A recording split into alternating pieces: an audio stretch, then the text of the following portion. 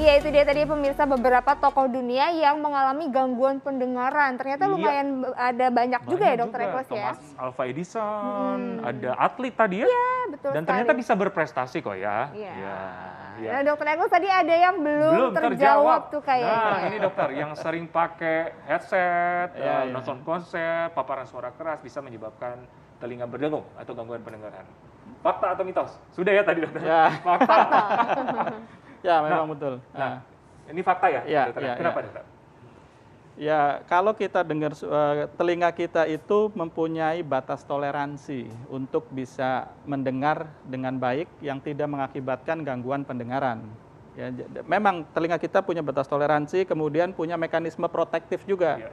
Ada otot-otot yang bisa melindungi telinga terhadap suara nada rendah yang energinya besar atau nada tinggi.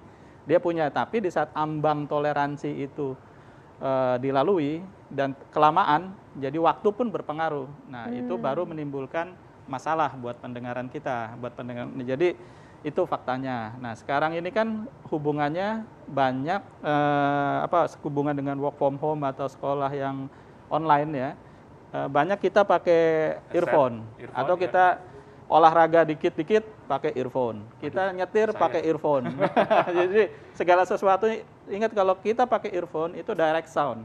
Suara langsung masuk ke telinga. Jadi di situ sebenarnya ada semacam ini konsensus ya. Jadi 60 desibel suara. Jadi 60 desibel itu kurang lebih 60% lah, kurang lebihnya ya.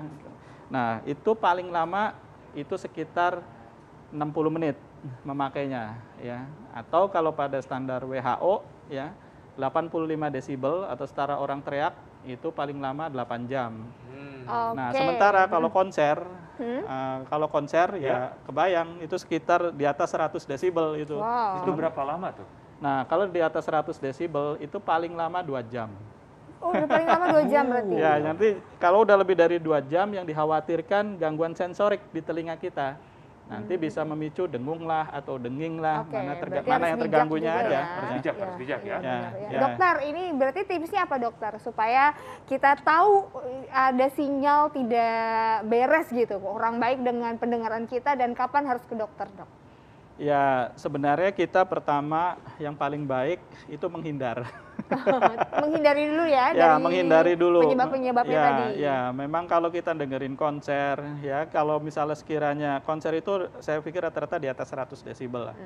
Ya paling lama di dalam situ 2 jam. Habis gitu keluar, biarin kuping kita istirahat dulu. Jadi atau kalau memang mau pakai earmuff. Tapi kalau earmuff masih nonton konser pakai earmuff.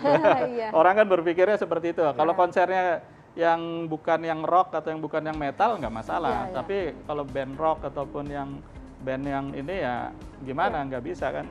Satu itu. Terus kemudian yang pertama itu menghindar. Ya, menghindari dulu. Ya, itu yang paling aman. Menghindar.